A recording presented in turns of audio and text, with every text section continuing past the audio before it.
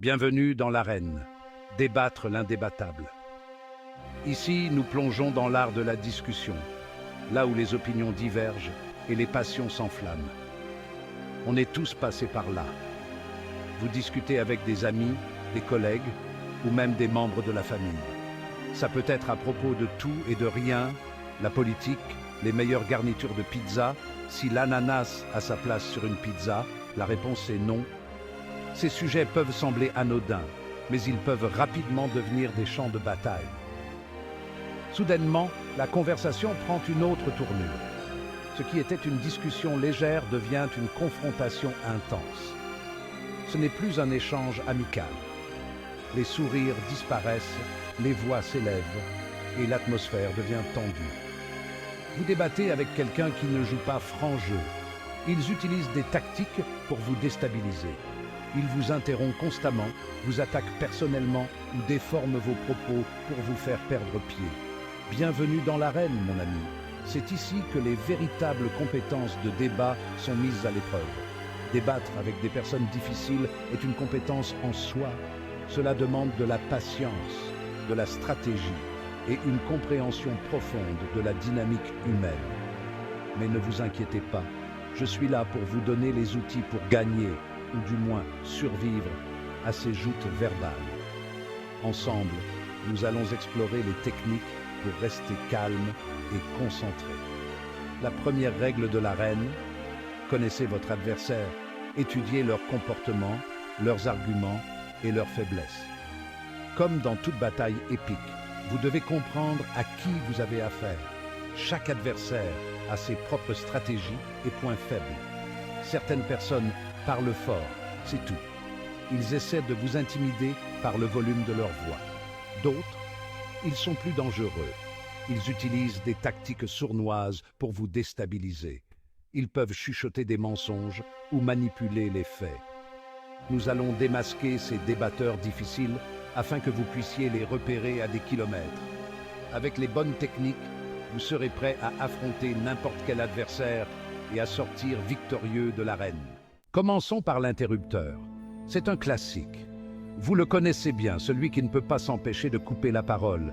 Il ne peut pas vous laisser finir une phrase sans intervenir. C'est comme s'il avait peur que son point de vue ne soit jamais entendu.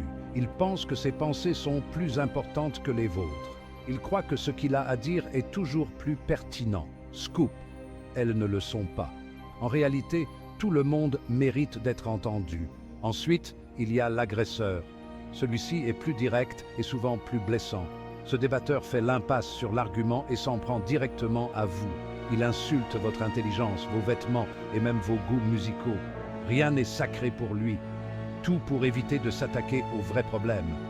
Il préfère détourner l'attention plutôt que de discuter du fond. Et enfin, nous avons le manipulateur.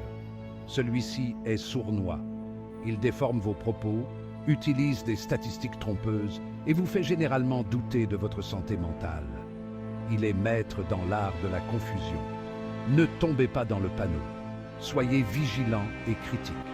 Maintenant que vous savez à qui vous avez affaire, voyons comment les gérer. La connaissance est votre meilleure arme. La clé, restez calme, mon ami. Gardez votre sang-froid et ne laissez pas leur tactique vous déstabiliser. Imaginez un débat comme un match de tennis.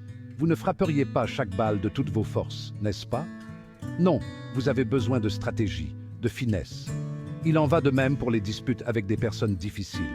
Lorsqu'elles s'énervent, vous devez rester calme. Pourquoi? Parce que la colère obscurcit le jugement. Elle vous fait dire des choses que vous ne pensez pas.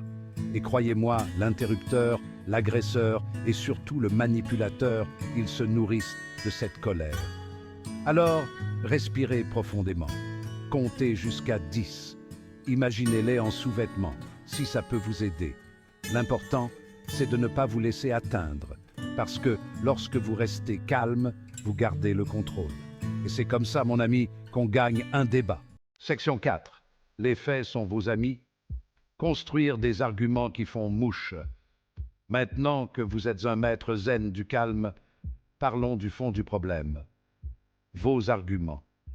Vous ne pouvez pas vous contenter d'improviser dans l'arène. Vous avez besoin d'arguments solides, étayés par des faits pas seulement par des sentiments. Voyez ça comme la construction d'une maison. Les faits sont vos briques et votre mortier.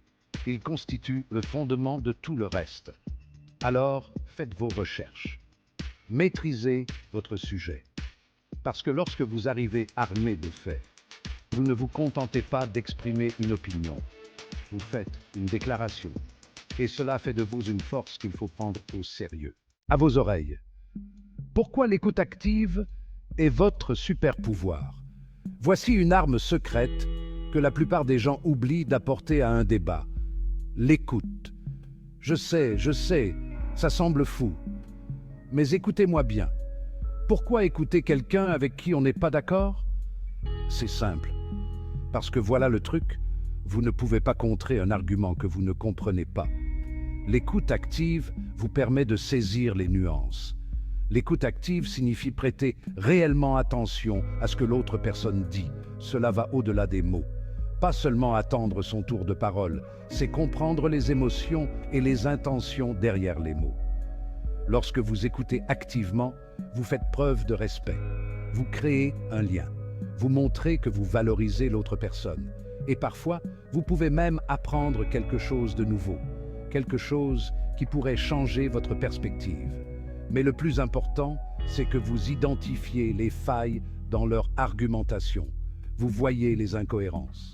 Et c'est comme ça, mon ami, qu'on la démantèle pièce par pièce. En écoutant activement, vous devenez plus fort, plus sage et bien plus convaincant.